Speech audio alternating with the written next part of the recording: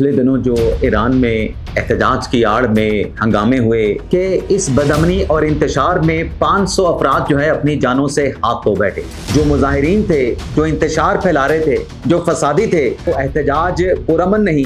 बल्कि पुरतशद्दुद इंतशार था। जवाब तो बनाया गया था कि महंगाई बहुत ज़्यादा हो चुकी है, माशी तौर पे कमर टूटी या माशी बहरान पैदा हुआ, उसकी वजह से महंगाई जो है वो बढ़ गई। आज़ाद डिजिटल के साथ मैं हूँ इमरान वसीम। नाज़रीन, आज के प्रोग्राम का आगाज़ हम करेंगे पिछले दिनों जो ईरान में एहतजाज की आड़ में हंगामे हुए, बदअमनी हुई, इंतशार फैला। अब इन ईरानी हंगामों को लेके जो राइटर की रिपोर्ट है उसमें यह बताया गया कि इस बदअमनी और इंतशार में 500 अफराद जो है अपनी जानों से हाथ धो बैठे।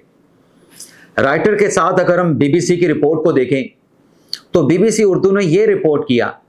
कि इन हंगामों में, इस बदअमनी, अनारकी और इंतशार में मसाजिद तक को नहीं बख्शा गया। जो मुजाहिरीन थे, जो इंतशार फैला रहे थे, जो फसादी थे, बीबीसी उर्दू ने रिपोर्ट किया कि उन इंतशारियों ने मसाजिद को भी आग लगा दी। यानी मैं कहना यह चाह रहा हूं कि राइटर और बीबीसी की रिपोर्ट से यह साबित होता है कि ईरान में जो एहतजाज हुआ, दरअसल वो एहतजाज पुरअमन नहीं बल्कि पुरतशद्दुद इंतशार था। अब इन पुरतशद्दुद वाक़यात में जो कि जवाब तो बनाया गया था कि महंगाई बहुत ज़्यादा हो चुकी है, महंगाई बढ़ गई है, लोगों की कुव्वत ख़रीद नहीं रही। अब उस महंगाई की वजह क्या थी? उस महंगाई की बड़ी वजह ईरान पर लगाई गई आलमी पाबंदियाँ थीं। उन आलमी पाबंदियों की वजह से ईरान की जो माशी तौर पे कमर टूटी या माशी बहरान पैदा हुआ, उसकी वजह से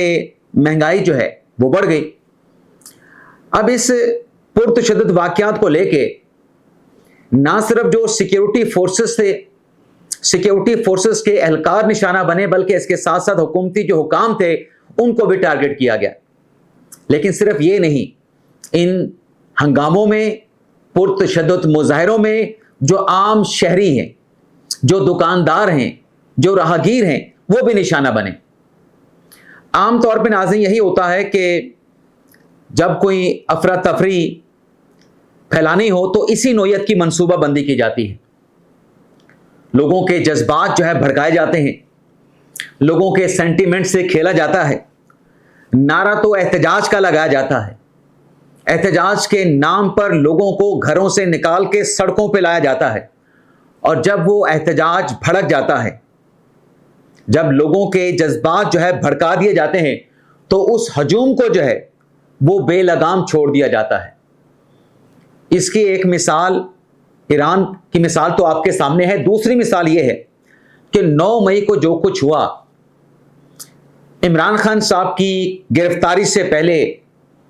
जो एक नैरेटिव बनाया गया, जो ब्लॉग्स किए गए, जो वीडियो बयान इमरान खान ने लाहौर ज़मान पार्क से इस्लामाबाद हाई कोर्ट में पेशी के लिए रवाना होने से पहले रिकॉर्ड करवाया, उसमें क्या कहा गया था? और फिर उससे हट के चले नैरेटिव को एक लम्हे के लिए आप भूल भी जाएं। जब सुप्रीम कोर्ट में बानी पीटीआई इमरान खान पेश हुए तो उनकी जानिब से इस बात का एतराफ़ किया गया कि मुझे अगर पकड़ा जाएगा तो लोगों का जो रिस्पांस है वो यही आना है जो अब 9 मई को लोगों का रिस्पांस था, रिएक्शन था। तो बात ये हो रही थी कि जब लोगों के जज्बात को भड़का दिया जाता है, एहतजाज के नारों में उन्हें सड़कों पे लाया जाता है, घरों से निकाला जाता है, और फिर जब उनको बेलगाम छोड़ दिया जाता है तो अनारकी फैलती है, तबाही होती है, इमलाक को टारगेट किया जाता है, जलाओ घिराव होता है, तोड़ फोड़ होती है। अब ये जो कुछ ईरान में हुआ आपके सामने है ना, कि 8 फरवरी की जो कॉल अपोजिशन तहरीक ने दे रखी है या अपोजिशन अलायंस ने दे रखी है, जिसमें कहा गया है कि 8 फरवरी को मुल्क भर में पहिया जाम हड़ताल की जाएगी, मुल्क भर में यौम सया मनाया जाएगा। और इस सिलसिले में 8 फरवरी की इस तारीख को लेके आपके सामने है कि सोशल मीडिया पे जो इश्तियाल अंगेजी है उसका बाकायदा तौर पे आगाज हो चुका है। तहरीक इंसाफ की क़यादत दबे अल्फाज में कह रही है کہ اسلام آباد نہیں جائیں گے ہمارا جو احتجاج ہے ملک کے تمام شہروں میں ہوگا۔ اب ایران میں جو ہنگامے پھوٹے، جو افراتفری ہوئی، نام تو احتجاج کا تھا آغاز میں، لیکن بعد میں وہ احتجاج جو ہے بدامنی اور انتشار میں تبدیل ہو گیا۔ اب یہاں پر پاکستان تحریک انصاف کی جو 8 فروری کی کال ہے اور سوشل میڈیا پہ جو اشتعال انگیزی شروع ہو چکی ہے، اس بات کی کیا گارنٹی ہے کہ جب 26 نومبر کو پاکستان تحریک انصاف کا قافلہ پشاور سے نکلا تھا، جس کو آغاز میں تو علی مین گنڈاپور صاحب لیڈ کر رہے تھے، لیکن بعد میں اس قافلے کو، اس احتجاج، اس ریلی کو بشرا بی بی صاحبہ نے سنبھال لیا، اور جب وہ پشاور سے نکلا قافلہ اسلام آباد کے قریب پہنچا، اسلام آباد کی حدود میں داخل ہوا، جناح ایونیو پہ پہنچا، تو کیا کچھ ہو چکا تھا۔ پولیس کے، سیکیورٹی فورسز کے جو جوان تھے ان کو گاڑیوں کے نیچے کچلا گیا، جو قافلے میں شامل مظاہرے تھے وہ اسلام آباد میں جناح ایونیو پر پہنچ کے حملہ آور بن گئے۔ مختلف بلو ایریا میں جو پلازے ہیں، جو میڈیا آؤٹ لیٹس ہیں، ان کے دفاتر میں گھس گئے،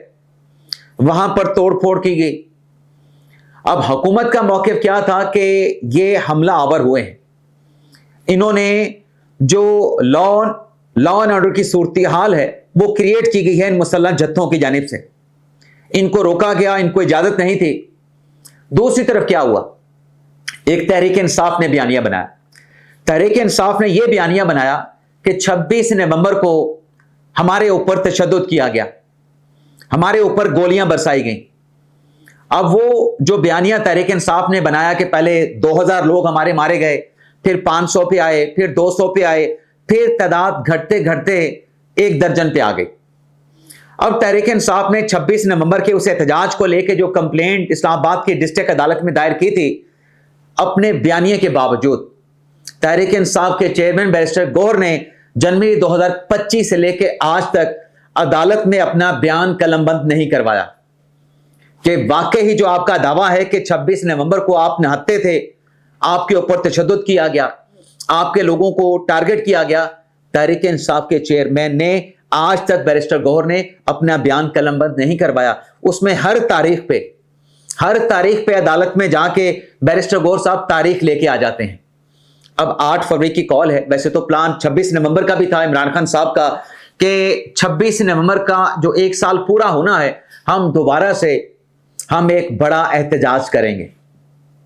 لیکن چونکہ عمران خان صاحب کی جو ملاقاتیں ہیں وہ ملاقاتوں پہ بندش لگ گئی، پابندی لگ گئی، تو وہ 26 نومبر والی کہانی تو پوری نہیں ہو سکی۔ لیکن جو اپوزیشن الائنس بنا، اس اپوزیشن الائنس نے 8 فروری کی تاریخ دی ہے،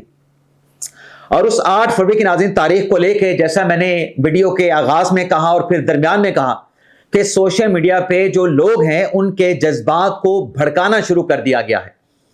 اشتعال انگیزی کا سوشل میڈیا پہ آغاز ہو چکا ہے۔ تو اس بات کا ناظرین خدشہ موجود ہے کہ 8 فروری کی جو پاکستان تحریک انصاف کی کال ہے، اس میں انتشار جو ہے، اس میں بدامنی جو ہے وہ پھیلنے کا خطرہ موجود ہے، کیونکہ 26 نومبر کو یہ دیکھا گیا جب تحریک انصاف کا مجمع قافلہ جناح ایونیو پہنچا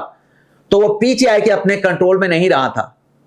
گنڈاپور صاحب کے کنٹرول میں نہیں رہا تھا۔ آج بھی ویڈیو کلپ سوشل میڈیا پہ موجود ہوں گے کہ گنڈاپور صاحب وہاں سے نکلنا چاہ رہے تھے، لیکن وہاں پہ ہجوم میں موجود جو افراد تھے گنڈاپور کو وہاں سے جانے نہیں دے رہے تھے۔ حماد حسن صاحب کی تو سٹوری یہ تھی کہ جو گولیاں چلیں مجمع پہ وہ گنڈاپور صاحب کے گارڈز کی جانب سے چلائی گئیں، لیکن ہم اس بحث میں نہیں جا رہے۔ ہم بات یہ کر رہے ہیں کہ 8 فروری کی جو کال ہے، اب نام تو ہے پرامن احتجاج کا، اور پرامن احتجاج کرنا ہر سیاسی جماعت کا، ہر شخص کا حق ہے اور آئین یہ حق دیتا ہے، لیکن اگر جیسے کہ میں نے کہا کہ 26 نومبر کو جو کچھ اسلام آباد میں ہوا،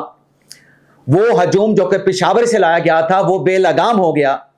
بلو ایریا کی عمارتوں کو، بلو ایریا میں مختلف دفاتر کو ٹارگٹ کیا گیا،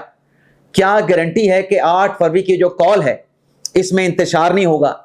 اس میں بدامنی نہیں ہوگی، لوگوں کو بے لگام نہیں چھوڑا جائے گا، وہ کسی قیادت کے انڈر ہوں گے، احتجاج پرامن ہوگا، اس کی کیا گارنٹی ہے؟ تو یہ اسلام آباد میں یہ باتیں ہو رہی ہیں کہ 8 فروری کی جو کال ہے،